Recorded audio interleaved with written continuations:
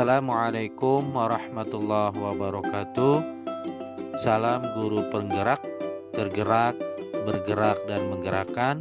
Salam Bapak Ibu guru semua. Berjumpa kembali dengan Arifin, calon guru penggerak dari SD Cita Bangsa Kota Bekasi.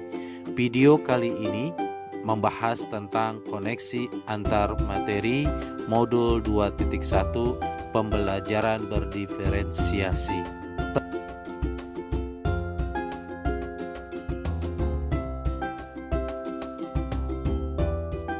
Pembelajaran diferensiasi.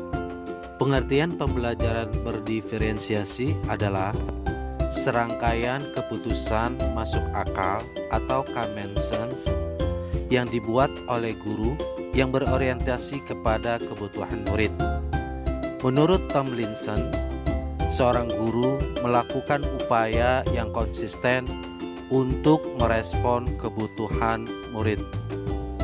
Maksud dari penjabaran di atas adalah melakukan pembelajaran berdiferensi bukanlah berarti bahwa guru harus mengajar dengan 32 cara yang berbeda untuk mengajar ke 32 orang murid.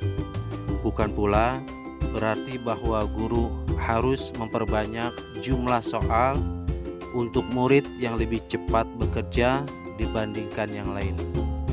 Pembelajaran berdiferensiasi juga bukan berarti guru harus mengelompokkan yang pintar dengan yang pintar dan yang kurang dengan yang kurang. Bukan pula memberikan tugas yang berbeda untuk setiap anak. Pembelajaran berdiferensiasi bukanlah sebuah proses pembelajaran yang semraut atau chaotic, yang gurunya kemudian harus membuat beberapa perencanaan pembelajaran sekaligus, di mana guru harus berlari ke sana kemari untuk membantu si A, si B, atau si C dalam waktu yang bersamaan. Disinilah peran guru diperlukan untuk dapat memenuhi pembelajaran murid yang berbeda-beda, agar mereka merasa nyaman belajar di kelas, dan tentunya tujuan pembelajaran dapat tercapai. Lalu bagaimana cara melakukan pembelajaran diferensiasi di kelas?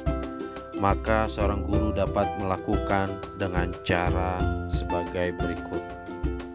1. Memiliki tujuan pembelajaran yang didefinisikan secara jelas. Yang kedua, guru menanggapi atau merespon kebutuhan belajar muridnya. Yang ketiga, guru menciptakan lingkungan belajar yang nyaman dan aman. Yang keempat, manajemen kelas yang efektif. Dan yang terakhir, yang kelima, penilaian berkelanjutan. Berkaitan dengan kebutuhan belajar murid, guru harus memahami 3 aspek. Yang pertama adalah kesiapan belajar murid atau readiness. Yang kedua adalah minat murid. Yang ketiga, profil belajar murid. Yang dimaksud kesiapan belajar murid atau readiness adalah kapasitas atau kesiapan murid untuk mempelajari materi baru. Kesiapan ini terkait dengan berbagai hal, diantaranya pengetahuan, konsep, dan keterampilan awal yang saat ini dikuasai oleh murid.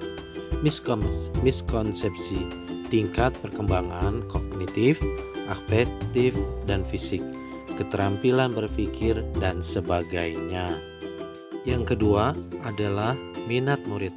Maksudnya adalah suatu keadaan mental yang menghasilkan respon terarah kepada suatu situasi atau objek tertentu yang menyenangkan dan memberikan kepuasan diri. Dan setiap minat anak didik pasti berbeda-beda.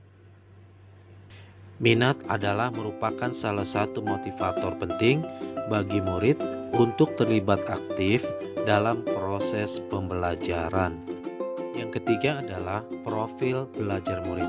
Maksudnya adalah merupakan pendekatan yang disukai murid untuk belajar, yang dipengaruhi oleh gaya berpikir atau belajar, kecerdasan, budaya, latar belakang, jenis kelamin, dan lain sebagainya.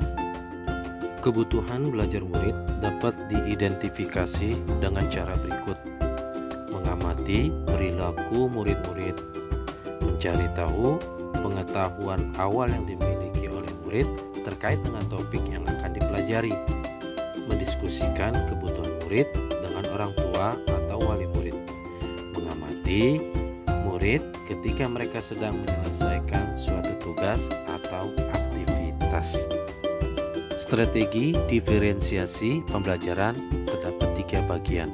Yang pertama adalah diferensiasi konten, yang kedua adalah diferensiasi proses, dan yang ketiga diferensiasi produk. Guru dapat memilih salah satu atau ketiganya. Keterkaitan antar modul berdiferensiasi dengan modul lainnya adalah: untuk dapat melakukan pembelajaran berdiferensiasi, maka guru harus berusaha memenuhi kebutuhan belajar anak sesuai dengan kodrat alam dan kodrat zaman berdasarkan filosofi Ki Hajar Dewantara.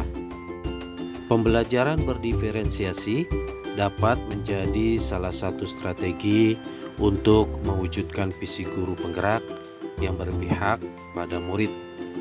Demikian pemaparan koneksi antar materi modul 2.1. Semoga bermanfaat.